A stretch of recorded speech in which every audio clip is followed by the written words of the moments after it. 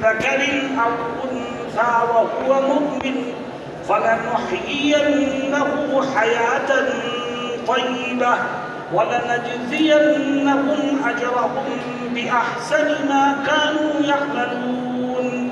میرے دوستوں، آج ہمارا حال کیا ہے؟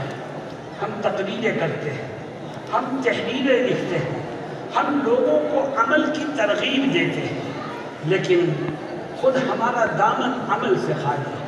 یہ بڑی بربادی اور تباہی کی بات ہے۔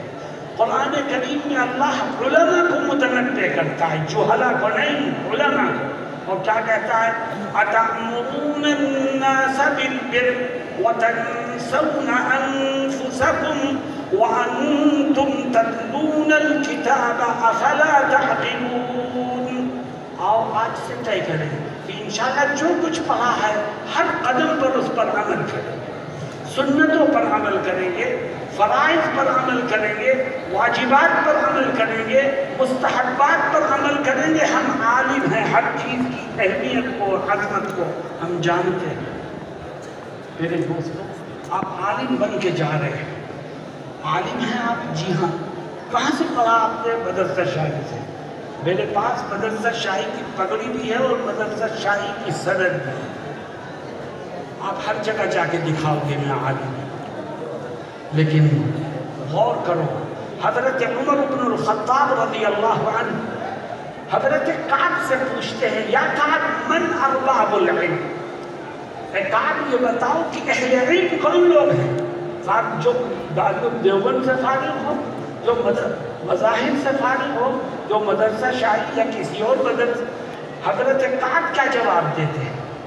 یا کعب من ارباب العلم؟ اے کعب اہل علم کون لوگ کہلاتے ہیں؟ فرمایا الذین یعملون بما یعلمون۔ اے امیر المومنین، اہل علم وہ لوگ ہیں جو اپنے علم پر عمل کرتے ہیں۔ اگر عمل ہے تو علم آپ کے لیے مفید ہے۔ میرے عزیز طلباء، یہ 4 خوبیاں اپنے اندر پیدا کرو۔ سب سے پہلی خوبی کہ ہر عمل کو انجام دیتے ہوئے اپنی نیت کو درست کرو۔ دوسری خوبی کہ جو کچھ پڑھا ہے زندگی کے آخری سانس تک اس کی نشر و اشاعت کرو۔ تیسری خوبی جہاں رہو باطل فرقے کی تربیت کے لیے ہر وقت اپنے آپ کو تیار رکھو۔ اور چوتھی خوبی کی جو کچھ پڑھا ہے اس پر عمل کرو۔ اگر یہ 4 خوبی آپ کے اندر پیدا ہو گئی تو اس روئے زمین کی سب سے بہترین مخلوق آپ ہوں گے۔ ان خیر الخیر خیار العلماء، اور خدا آپ کا نام علماء حق کی فہرست میں شامل کرے گا۔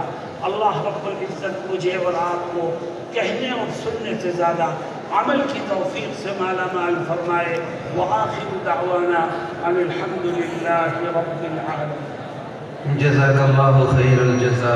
اسی دریا سے اٹھتی ہے وہ موج تند جولا بھی، اسی دریا سے اٹھتی ہے وہ موج تند جولا بھی، نہنگوں کے نشے من جس سے ہوتے ہیں تو وہ بالا۔